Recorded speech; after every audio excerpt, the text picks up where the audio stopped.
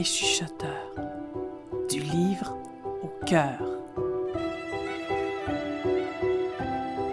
Un balado de l'Association des auteurs des Laurentides.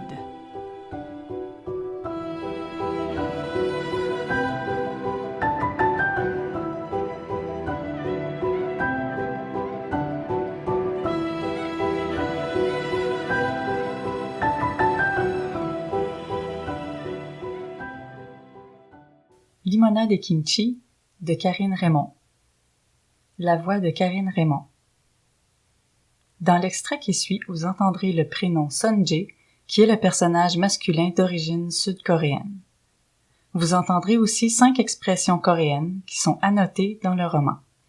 Par souci de ne pas interrompre la lecture, je vous donne maintenant la signification de ces mots. Manhwa est une bande dessinée coréenne. Jongmal signifie vraiment. Kwenchanayo signifie ça va. Annyeonghi keseyo signifie demeurer en paix, utilisé comme au revoir pour saluer la personne qui reste. Annyeonghi kaseyo signifie partez en paix, utilisé comme au revoir pour saluer la personne qui part. Aishi est une interjection exprimant la frustration. Chapitre 9. Bleu électrique. Sunjae avait déambulé sans but pendant 1 heure parmi les passants des boulevards animés, jusqu'à ce qu'un mal de crâne causé par la colère le pousse à rebrousser chemin. Il soupira en comptant. Il lui restait 12 jours à subir les reproches paternels, 12 jours à remâcher la trahison d'Ewan. À la fin de son séjour, il s'envolerait vers Montréal afin de commencer sa maîtrise en commerce électronique. Au moment où la pluie s'abattait sur la ville, un serrement compressa sa poitrine. Il enfila son imperméable, mais en relevant le capuchon sur sa tête, son cœur s'emballa. Il manquait d'air. Il le retira, inspira à fond, puis tapota vivement ses vêtements. Son bronchodilatateur se trouvait dans la poche avant de son pantalon. Il enroula ses doigts autour de la pompe en reprenant le contrôle de sa respiration. Parfois, l'inhalateur agissait comme un garde-fou contre l'angoisse. D'un pas pressé, Sunjae s'engagea dans une rue étroite en direction du restaurant de sa tante. Inspire, 5 secondes. Expire, 5 secondes. À travers sa frange qui dégoulinait sur son visage, il aperçut une jeune femme seule, trempée comme un chien, immobile au milieu de la chaussée. Elle riait. Sous les trombes de pluie, l'inconnu s'accroupit et ouvrit grand sa valise. Les semelles imbibées d'eau, Sunjae s'approcha de la touriste. L'averse s'adoucit. La jeune femme remuait ses vêtements avec vigueur quand un soutien-gorge bleu électrique se détacha du lot et s'échoua sur l'asphalte. Elle s'en rendrait compte d'une seconde à l'autre. Il n'avait pas besoin de... Enfin non, la couleur luisait, presque fluorescente. C'était impossible qu'elle l'oublie. Comme il décidait de passer son chemin en feignant de n'avoir rien vu, un aîné s'engagea dans la rue. Sunjae ralentit en grimaçant. « Allez, ramasse-le. » Le vieil homme trottinait d'un pas constant. Dans 1 minute, ses yeux se poseraient sur le tissu bleu. Pas le choix. Sunjae avança vers la jeune femme et se pencha pour lui parler discrètement. Au même moment, elle s'exclama sans s'être rendu compte de sa proximité. « Bon, je l'ai !» Une masse noire s'ouvrit en un éclair et le bout d'une tige de métal vint s'enfoncer dans sa tempe.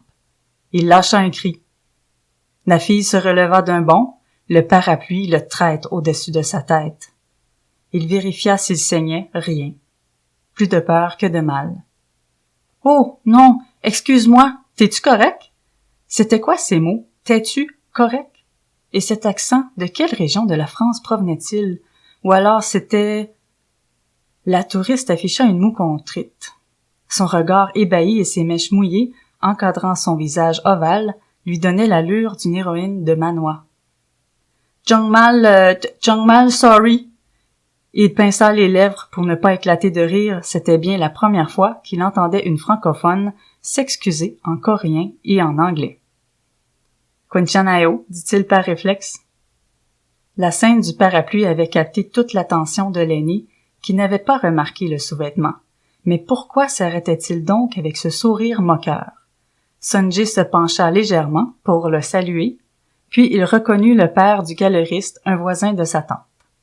Ce dernier lui demanda s'il avait terminé ses études, la même question depuis des années. Tandis que Sonji répondait, les petits yeux plissés du vieil homme se posèrent sur la fille. Il crut qu'elle était une amie française, mais Sonji lui affirma qu'il ne la connaissait pas. Le grand-père inclina la tête pour lui dire au revoir. À ses pieds, les bonnets bleus rembourrés luisaient de plein feu. La touriste poussa un « oh » aigu, s'accroupit et rangea la chose embarrassante. L'air perplexe, l'aîné s'enfuit d'un pas rapide en abaissant son capuchon sur son front. Mission échouée, pensa Sonji. Valait mieux filer avant de recevoir un autre coup de parapluie. Annyeonghi geseo. Annyeonghi gaseo, fit-elle avec un sourire timide. Il la fixa un instant. Mis à part sa prononciation maladroite, elle avait répliqué exactement la bonne formule. D'où venait-elle donc? Il eut envie de lui poser la question. Ses traits tirés et sa peau pâle laissaient croire qu'elle aussi souffrait du décalage horaire. Il se ravisa en tournant les talons. Alors qu'il grimpait les marches de son logis 2 par 2, les reproches de son père refirent surface. Une main sur sa poitrine, il constata que la pression avait disparu et que sa migraine était réduite de moitié.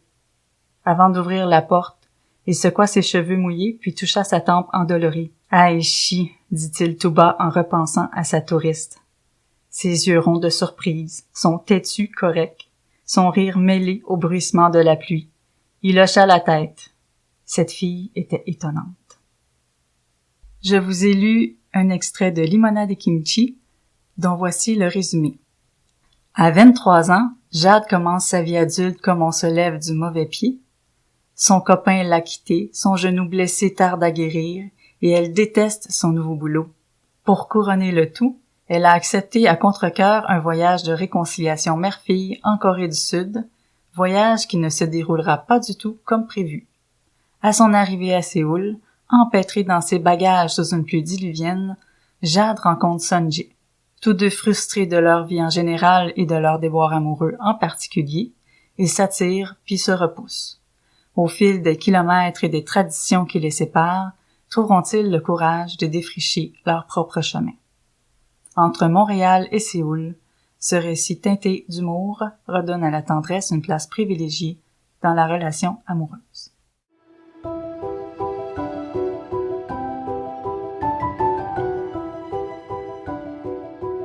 Les chuchoteurs du livre au cœur est un balado de l'Association des auteurs des Laurentides.